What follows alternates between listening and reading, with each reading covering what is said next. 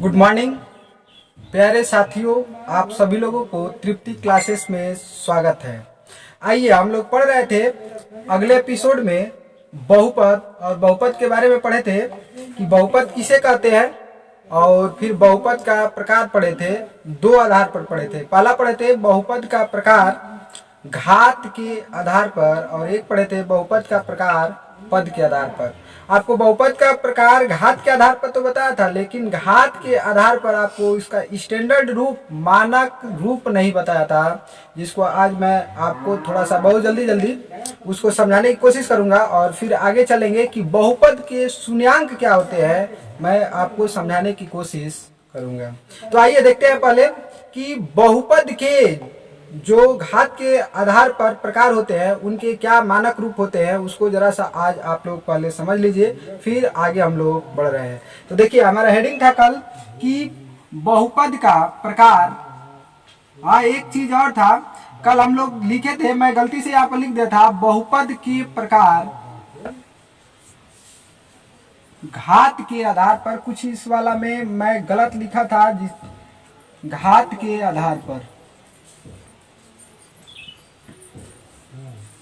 देखिए, इसमें सबसे पहले आपको मैं जो प्रकार बताया था वो बताया था बहुपद के प्रकार घात के आधार पर कि एक घातीय बहुपद या रैखिक बहुपद बताया था। कौन सा बहुपद बताया था? रैखिक बहुपद। रैखिक बहुपद का क्या मानक रूप होता है? रैखिक बहुपद में बताया था कि एक ऐसा बहुपद जिसमें जो चर होता है, चर का डिग्री 1 होनी चाहिए, तो उस बहुपद का घात 1 होता था, यानी उसको रैखिक बहुपद कहते थे। जैसे मैं कहूं कि अगर 5x + 8 है, तो यहाँ पर एक चर x है और x का यहाँ पर अधिकतम जो डिग्री था वह 1 था, तो कहेंगे कि इस बहुपद का जो घात होगा वह 1 होगा, और इस प्रकार के बहुपद को रैखिक बहुपद के नाम से जानते थे। तो देखिए, रैखिक बहुपद का मानक क्या रूप होता है? तो रैखिक बहुपद का मानक रूप होता है ax + b। क्या होता है? रैखिक बहुपद का मानक रूप होता है ax + b, जहां a का मान a does not equal to 0 होता है। कभी भी a का मान शून्य नहीं हो सकता है, नहीं तो जैसे ही ये शून्य हो जाएगा, ये अचर पर, ये चर वाला जो भागी है गायब हो जाएगा, तो फिर वह हमारा रैखिक बहुपद नहीं हो पाएगा। दूसरी बात अगर चला जाए तो दूसरा जो इसमें पार्ट बताया था आपको, द्विघातीय बहुपद बोला था।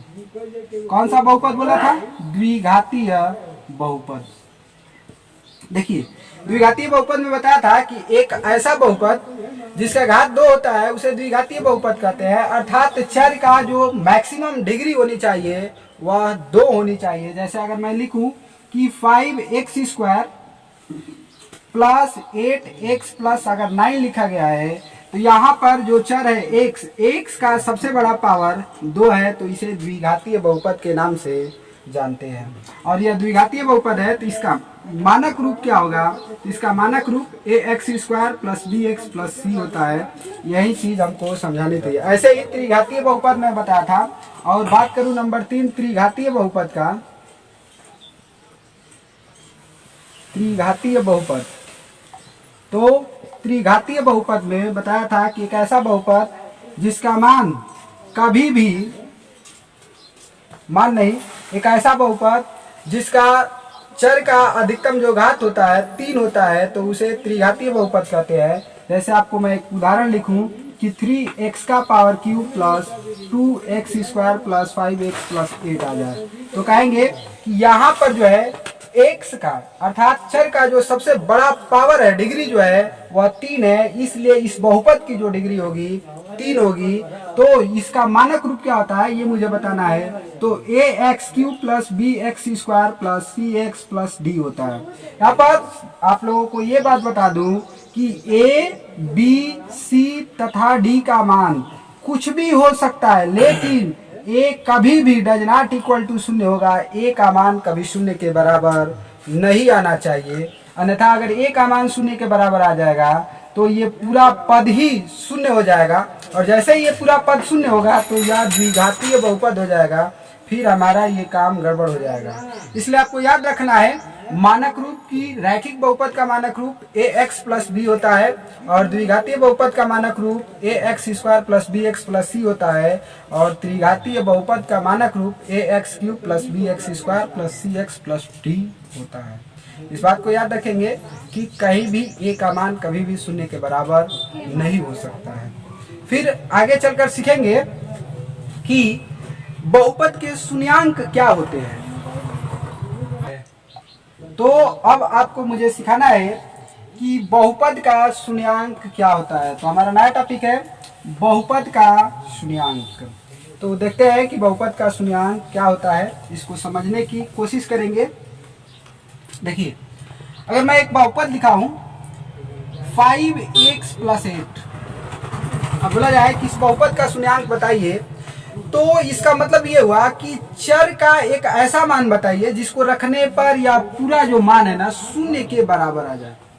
चर का एक ऐसा मान बताइए जिसको रखने पर पूरा का मान क्या आ जाए, शून्य के बराबर आ जाए। तो इसको निकालने का हमारे पास एक उपाय है। इसको पहले हमको बराबर शून्य लाना होता है। क्या लाना होता है? बराबर शून्य लाना होता है। इसलिए 5x प्लस 8 बराबर शून्य करते हैं और यहाँ से लिखते हैं 5x इक्वल माइनस 8 हो जाएगा। इधर पक्षांतर करेंगे तो माइनस हो जाएगा, प्लस में है तो, और यहाँ से x और 5 में गुणा है तो इधर जाएगा तो भाग होगा पक्षांतर में, तो माइनस 8/5 है। अर्थात x का मान अगर माइनस 8/5 इसमें रख दिया जाए तो इसका मान शून्य के बराबर हो जाएगा। इसे ही बहुपद के शून्यांक के नाम से जानते हैं। तो कहूँ कि 5x प्लस 8 का शून्यांक क्या है, तो कहेंगे कि 5 इंटू अगर x का मान माइनस 8/5 धन 8 किया जाए तो 5 से 5 कैंसिल, माइनस 8 धन 8 बराबर शून्य मिल जाएगा। अर्थात यहाँ पर इस बहुपद का शून्यांक माइनस 8/5 है।